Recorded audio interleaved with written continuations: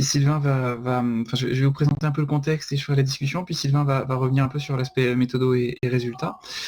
Donc effectivement, on a intitulé ça peut-être un peu pompeusement les professionnels de première ligne face à l'épidémie du Covid-19, où en fait c'est un travail qui n'a pas une énorme prétention non plus, hein. C'est une enquête voilà, qui a été faite sans moyens particuliers. Mais il n'empêche qu'il nous a semblé intéressant de le faire pour plusieurs raisons. D'abord des raisons contextuelles. Euh, tout... Ah mince, on va directement sur la diapo. Vous avez la diapo complète là, c'est ça, hein? C'est pas... Ou c'est... Ouais. Ouais. Oui, non, c'était juste, ça s'affichait habituellement par ligne, mais c'est pas grave, on va aller sur la diapo complète directement. Oui, alors le premier point, c'est qu'effectivement, il y a très peu de données disponibles pour ce qui concerne les soins primaires sur la gestion du Covid, aussi bien en France qu'au niveau international. Et que le 16 mars, vous savez que l'OMS, enfin en France en tout cas, on a atteint les critères de la phase 3 pour l'OMS qui, j'ai mis en théorie, on y reviendra, est censé impliquer l'ensemble du système de santé dans le cadre de la prise en charge de l'épidémie. Alors que quand on était sur les phases 1 et phase 2, pour mémoire, l'idée c'était vraiment de réduire au maximum les contacts et de prendre en charge directement les patients suspects via le SAMU dans les services dédiés et d'éviter qu'ils transitent en particulier par les cabinets de ville. Donc c'était censé beaucoup changer à partir du 16 mars et ce qui était assez intéressant, c'est que jusqu'au 18 mars, il n'y avait absolument aucune recommandation officielle, ni par la HAS, ni par le Haut Conseil, enfin ni par aucune autorité, pour ce qui concernait le secteur ambulatoire. Et on s'est vraiment interrogé sur, dans ce contexte d'absence totale de recommandations, alors que ça faisait quand même quelques mois qu'on baignait dans le Covid tous, avec des informations qui en parlaient tous les jours, comment se sont préparés les professionnels de première ligne pour faire face à cette épidémie en l'absence de recommandations et de données sur ce qui allait un petit peu se passer. On l'est toujours un peu dans l'expectative, mais à l'époque encore plus. Et puis il y avait un autre élément qui nous semblait intéressant aussi à documenter, c'était la question de l'accès au matériel de protection, où on entendait beaucoup à l'époque, et encore maintenant, mais c'était peut-être encore plus prégnant parmi les soignants au début, une absence en tout cas déclarée de matériel de protection pour les médecins généralistes et tout le secteur ambulatoire. Et on voulait essayer de le documenter un peu plus précisément, parce que voilà, on avait beaucoup de retours individuels, mais pas de données un peu agrégées là-dessus. Le contexte par ailleurs des soins primaires en France, c'est un système qui est finalement assez peu organisé, qui est historiquement libéral, mais avec des dynamiques de structuration qui sont en cours. Je pense notamment aux CPTS qui doivent fédérer les acteurs sur le plan territorial pour essayer de répondre aux besoins de santé de la population. Et puis un autre élément de contexte qui est important dans le cadre de cette étude, c'est qu'en 2018, donc, il y avait un appel à projet de l'IRESP auquel nous avions répondu, et donc on avait obtenu un projet qui s'appelle Accord, qui a pour enjeu de fédérer un réseau national de chercheurs en soins primaires. Et parmi ces chercheurs, donc, il y a des médecins généralistes, mais aussi des sages-femmes, des infirmières du réseau Azalée, des acteurs de santé publique. Et donc la dynamique était vraiment en train de prendre au moment où cette épidémie est arrivée, et donc on s'est dit que c'était aussi l'occasion de solliciter ce réseau-là pour travailler là-dessus. Et l'idée c'était donc de faire une enquête assez rapide, là où vraiment on a souhaité peut-être se démarquer dans un certain nombre d'enquêtes qui ont lieu actuellement, c'était de le faire au tout début, juste au moment où la phase 3 démarrait, et encore une fois où on était dans le flou le plus total pour voir comment les acteurs s'étaient organisés. Et alors, vous voyez tout un tas de logos là sur la diapositive. Bon, je ne vais peut-être pas détailler chacun d'entre eux, mais le seul point qui est peut-être intéressant sur le plan presque sociologique, c'est l'unité qui a été permise peut-être par cette crise, où l'ensemble des acteurs, à la fois sociétés savantes, mais aussi finalement les acteurs professionnels qui sont regroupés sous l'égide du Collège de médecine générale, les maisons, les centres de santé, et puis donc comme je vous le disais, différentes professions de soins primaires se sont regroupés donc dans un consortium qui était coordonné par le CNGE, donc qui est le versant académique au niveau de la médecine générale, et tous les acteurs ont accepté de diffuser ce questionnaire, et ce qui a permis d'avoir un nombre de retours assez intéressant. Et l'idée, c'était de se dire, vu qu'au moment de la diffusion du questionnaire, il n'y avait aucune recommandation, il était intéressant d'avoir quand même quelques éléments factuels afin de pouvoir essayer d'adapter à la réalité de terrain les recommandations qui allaient pouvoir être mises en place et auxquelles on a participé avec le Conseil de santé publique. Je passe la parole à Sylvain pour l'aspect... je change de diapo. Et bonjour à tous. Alors du coup, quelques mots sur la méthode avant d'en venir aux principaux résultats. Donc comme l'a précisé, on a réalisé ce questionnaire dans un temps relativement contraint pour avoir une passation entre le 14 et le 21 mars dernier, qui était donc la première semaine en fait du confinement.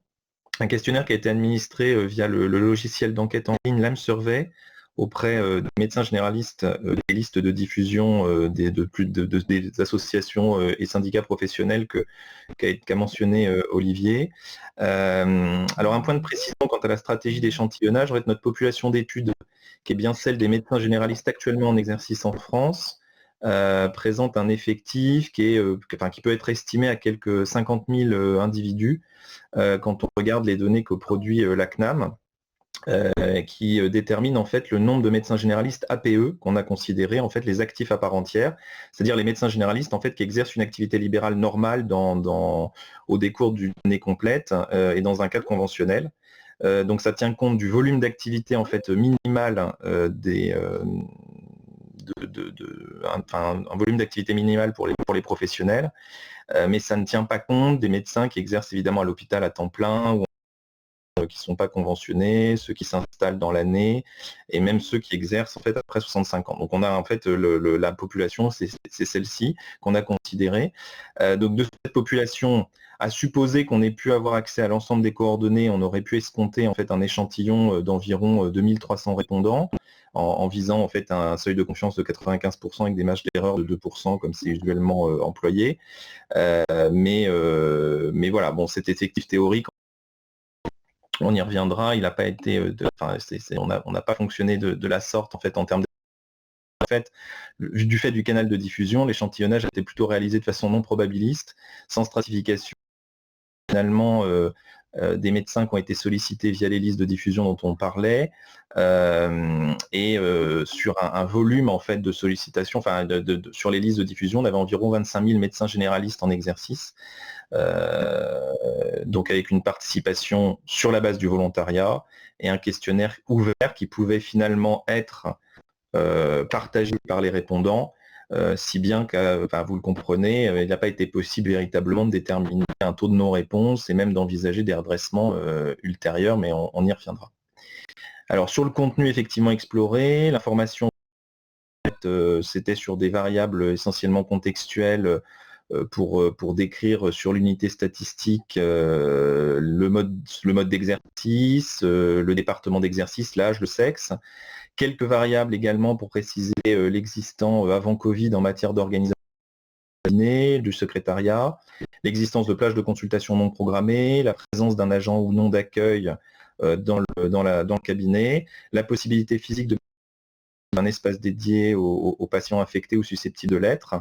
Et puis ensuite, s'agissant des variables directement liées en fait à l'adaptation, on a interrogé les médecins en fait sur la disponibilité des équipements de protection individuelle, les masques, les surblouses, les lunettes de protection, la mise en œuvre des mesures barrières comme le lavage systématique des mains entre chaque patient, la désinfection des espaces d'accueil, la mise à disposition de solutions hydroalcooliques pour les patients, et puis les changements organisationnels, eux, ont été explorés de variables décrivant finalement la mise en œuvre d'un espace dédié à l'accueil des patients, l'adaptation de consultations non programmées si elles étaient existantes, et la mise en œuvre de solutions à distance, en particulier via la télémédecine. Sur les premiers analyses, donc comme toute enquête faite un peu dans l'urgence, il y a eu un gros travail de retraitement des variables, certaines étaient renseignées directement en texte libre par le répondant, ce qui n'a pas facilité la tâche. On n'avait pas eu le temps de mettre les filtres d'usage pour forcer certains types de réponses. Donc comme je le disais, en fait, il y avait finalement fort peu de variables auxiliaires sur lesquelles on pouvait envisager un redressement éventuel derrière. La question en particulier sur le mode d'exercice n'était pas exactement posée de la même manière que ce qu'on retrouve par exemple dans les pratiques professionnelles des généralistes. Et puis par ailleurs, l'effectif par département, on aurait pu éventuellement s'en servir pour redresser, mais sous réserve d'avoir en réalité sollicité les différents départements de façon homogène, ce qui, compte tenu du mode d'échantillonnage, était assez peu le cas. Donc finalement, voilà, il n'y a pas eu de calage aux marges, pas de prise en compte véritablement de la non-réponse, mais les analyses sont restées globalement très descriptives. On a tenté avec Julien Le Breton, un collègue sur Créteil, enfin rattaché à l'université de l'UPEC, sur de laboratoires avec des analyses de correspondance multiples, donc ont été finalement, dans le meilleur des cas, on peut revenir à expliquer 15-20% de l'inertie sur les 2 premières dimensions de l'analyse factorielle. Et en revanche, a été tenté un petit modèle pour expliquer les variables relatives à l'adaptation des médecins sur âge, sexe et mode d'exercice, sur lequel on revient. Alors, en termes de résultats, d'abord un point sur l'échantillon, un flowchart pour préciser qu'en fait, voilà, on a atteint 5425 réponses exploitables, ce qui est donc très nettement au-dessus d'un échantillon théorique qu'on aurait pu viser éventuellement avec un prélèvement aléatoire au sein de la population des médecins. Donc un nombre de participants variable selon les départements qu'on voit ici sur la cartographie représentée, un échantillon qui est globalement plus jeune, plus féminisé que la population cible, 46 versus 50 ans, enfin presque 51 dans la population générale, plus féminisé, 54% comme je le disais contre 48, et puis des répondants qui travaillent globalement davantage en pluripro que l'ensemble de la population des médecins généralistes, 26% contre 15, ce qui est tout de même assez conséquent, et qui a probablement, enfin on en reparlera en discussion, des explications du fait du spectre de diffusion. Le mode d'exercice pluripro prioritaire au sein, par l'intermédiaire des maisons de santé pluriprofessionnelles, avec 65% de ceux qui exercent en pluripro qui se déclarent en maison de santé pluripro. Et on note finalement qu'un médecin généraliste sur 4 dispose de consultations non programmées dans les champs. Au niveau des tricros sur les équipements de protection individuels, et on montre que la disponibilité finalement de masques est significativement associée au mode d'exercice, tout comme d'ailleurs la disponibilité des lunettes de protection ou des surblouses avec une tendance à davantage finalement d'équipements, au moins pour les masques et les surblouses en pluripro. Sur les mesures similaires, avec la mise à disposition de solutions hydroalcooliques pour les patients, ce qui semble finalement plus facile en pluripro. Et puis la désinfection des zones d'accueil et la mise à disposition de supports de communication, également significativement différents en fonction du type d'exercice, comme on le voit ici. En termes des changements organisationnels, on constate finalement que l'organisation du secrétariat est significativement associée au type d'exercice, là aussi, tout comme l'adaptation des consultations sans rendez-vous. Et puis la probabilité de créer un espace Covid dédié en pluripro est pareil, très nettement supérieure à celle sur les modes d'exercice monopro ou isolés. Donc on en vient au modèle dont le choix des variables a été effectué par stratégie descendante, où on a retenu finalement le modèle sans interaction, ou dans lequel figurent en fait les 3 variables explicatives âge, sexe et pratique, qui ont été en fait incluses dès le départ, et ce qui permet finalement d'illustrer au mieux le caractère explicatif, même si la suppression en réalité des variables sexe et âge, on aurait presque pu l'envisager, parce qu'elle n'entraînait pas de diminution significative de la vraisemblance du modèle, mais globalement ça permet d'avoir quand même une description sur ces 3 variables explicatives. Donc on constate quoi? La probabilité pour un médecin G d'avoir changé son activité depuis le début de l'épidémie, globalement augmenté de 30% s'il exerce en pluripro, avec un changement d'activité qu'on peut présenter sous plusieurs contours, parmi lesquels l'augmentation des solutions de consultation à distance d'une part, et d'autre part la mise en œuvre d'une filière dédiée aux patients Covid ou susceptibles de l'être. Donc on observe des solutions de consultation à distance, que cette augmentation n'est pas significativement expliquée par l'âge, le sexe ou le type d'exercice, mais qu'en revanche, les médecins exercent finalement en groupe, qui exercent en groupe ont une plus grande probabilité en fait d'avoir mis en place une filière Covid. probabilité de d'augmenter de 50% par rapport à l'exercice isolé pour ceux qui sont en groupe monoprofessionnel, et puis près de 3 fois supérieur pour ceux qui sont en pluripro. Donc en définitive, une adaptation des médecins généralistes à la crise qui semble plus marquée dans les cabinets de groupe pluriprofessionnels, cabinets dans lesquels en fait on a des équipements de protection et de matériel d'hygiène globalement plus présents.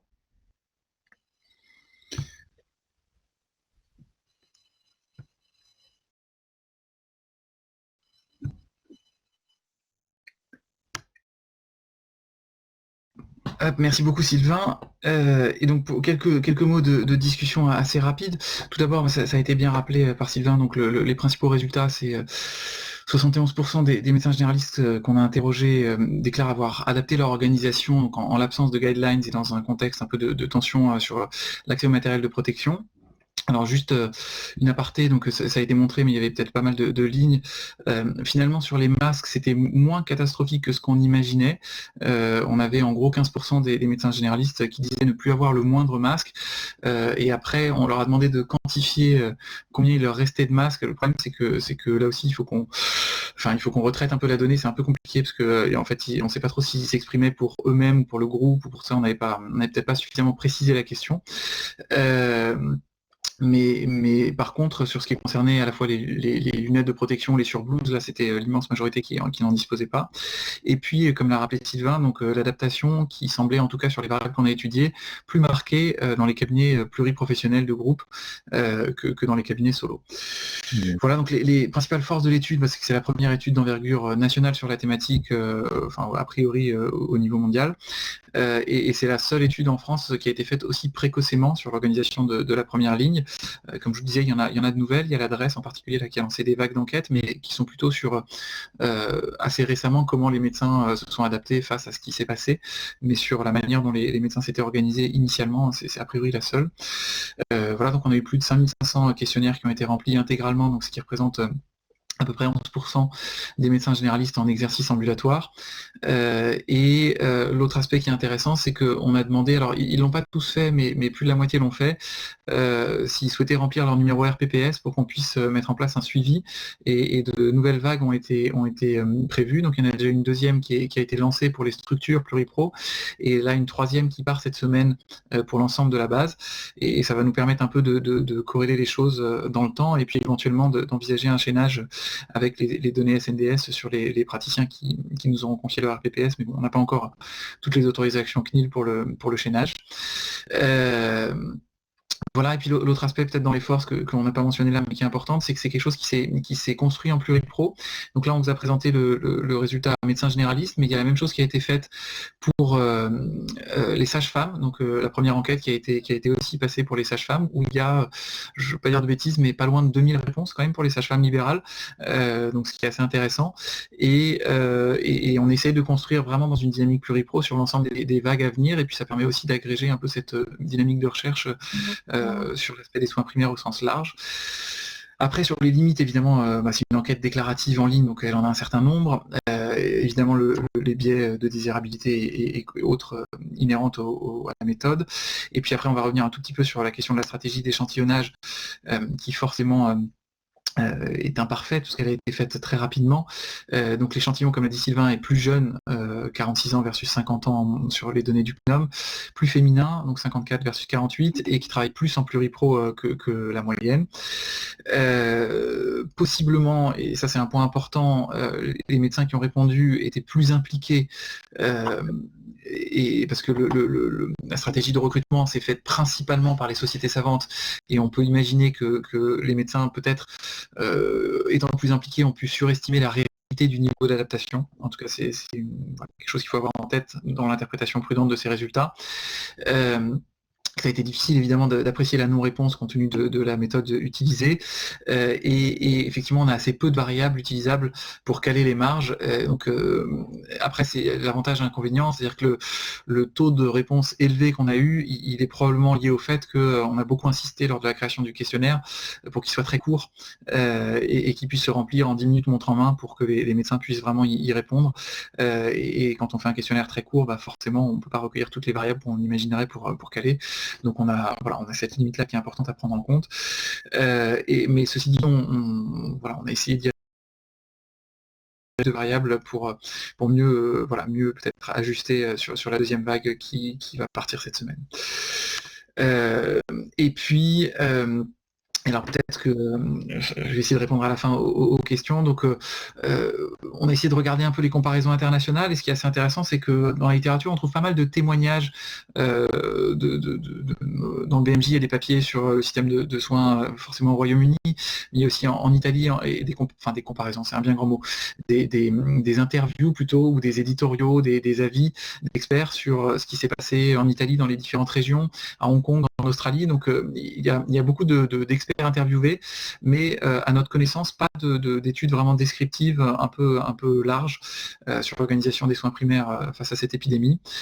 Sur les perspectives, voilà, ça apparaît pas très clairement, mais effectivement, je vous ai mis le dessin d'une vague, parce qu'on imaginait tous. Et c'est un peu ce que révèle cette première enquête, qu'on allait être, en tout cas pour la ville, submergée par la vague de patients Covid. Et c'est effectivement pas du tout ce qui s'est passé. Donc je pense que ça doit nous apprendre la modestie par rapport à ce qu'on peut anticiper. En fait, alors on n'avait pas du tout anticipé les messages envoyés par le directeur général de la santé et le Premier ministre qui ont vraiment... j'allais presque dire intimer l'ordre, mais en tout cas encourager très fortement l'ensemble de la population à rester chez elle, même pour des problèmes de santé. Enfin, c'était vraiment, quand on reprend les messages qui ont été envoyés au début de la phase 3, c'était vraiment en dehors de l'urgence absolue. Ne sortez pas de chez vous, ne contactez pas votre médecin, n'appelez pas le 15, voilà, faites-le si vraiment il y a une détresse respiratoire ou des signes de gravité qui apparaissent.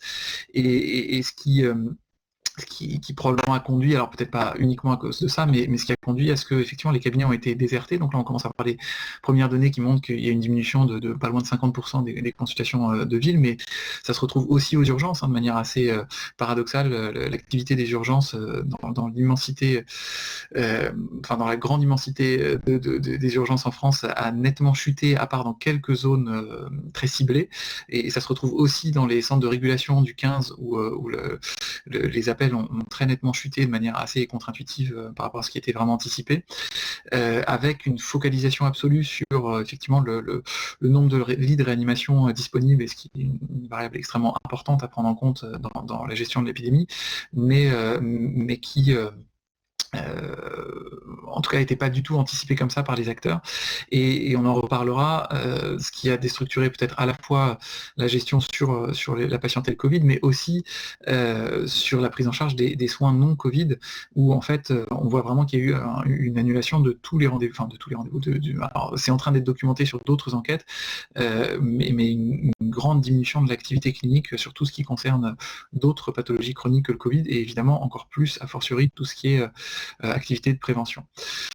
Voilà, et puis un dernier mot pour dire que les choses évoluent, que la stratégie de déconfinement est en place, et que il y a eu à la fois un avis du Haut Conseil de santé publique, mais aussi des recommandations hier, je crois, de l'OMS, qui effectivement incitent à clarifier comment doit se passer le premier point de contact dans la stratégie de prise en charge des Covid, de protéger les soignants de première ligne, que ce soit effectivement aux urgences ou en ville, qu'une prise en charge proche du domicile puisse être organisée, et que la continuité des soins pour tous les services essentiels à la santé soit bien réfléchie en période d'épidémie, et voilà, ça fait partie je crois que l'OMS a synthétisé 16 points de recommandation, c'est l'OMS Europe hier, et donc ça fait partie des choses qui sont mises en avant.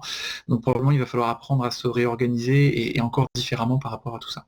Alors je vais essayer peut-être de prendre les questions qui sont arrivées. Merci beaucoup donc pour les félicitations. Diminution des consultations pour autres pathologies, oui, ce que je disais, c'est donc une baisse de pas loin de 50% qui a été identifiée, en particulier sur les pathologies chroniques. Et donc comme je vous le disais, je pense qu'il y a aussi beaucoup de médecins d'autres spécialités qui sont dans l'auditoire, mais moi j'ai échangé avec un confrère neurologue qui me disait que sur la prise en charge des AVC, c'était extrêmement étonnant, parce qu'il y avait là aussi une diminution de plus de 35% de passages en euros pour les AVC, donc ce qu'on n'expliquait pas très bien sur le plan épidémiologique. Autant on peut assez bien comprendre qu'il y a une diminution des AVP, mais pour les pathologies, en particulier cardiovasculaires, on s'explique assez mal les choses, si la crainte par les patients d'engorger un système de santé qu'ils imaginent complètement débordé.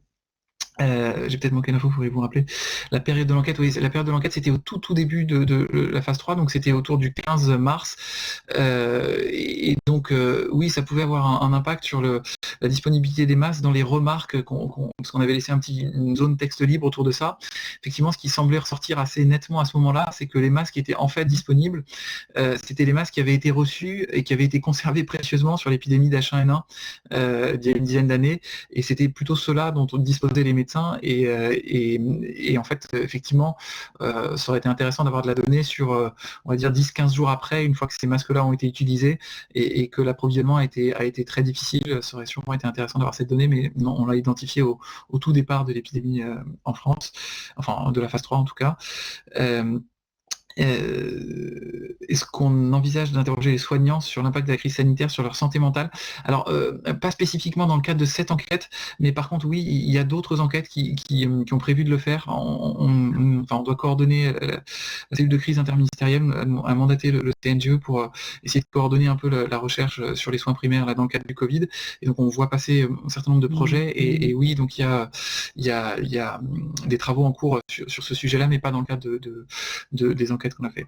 Et est-ce qu'on a fait des analyses régionales? Pour le moment, non. Là, on est en train d'écrire le papier Princeps. On a écrit le papier Princeps avec les sages-femmes pour l'activité des sages-femmes. On est en train de finaliser celui national pour les médecins.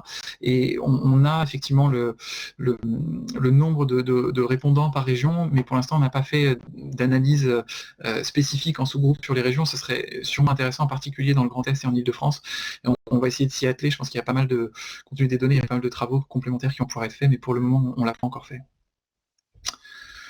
Voilà, il est 59, je pense qu'on tient le délai. Impressionnant.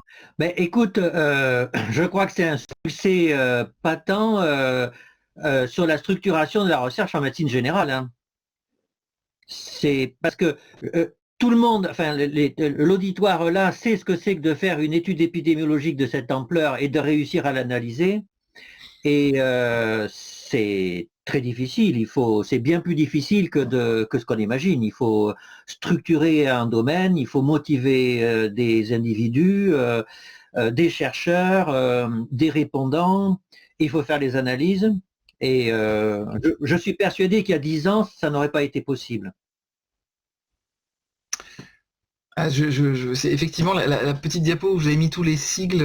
Voilà, d'une part en termes de construction et de développement d'équipes de recherche, c'est je pense une évidence il y a 10 ans. Et puis d'autre part, je pense que voilà, il y a une dynamique qui s'est un peu construite et je pense que le projet Accord y est aussi pour beaucoup d'avoir pu fédérer un peu les différents acteurs. Donc oui, c'est sûr que le contexte a beaucoup évolué en 10 ans et que ça nous permet peut-être de mieux répondre à ce type d'interrogation. Ouais. Eh bien, merci et bravo. Merci beaucoup.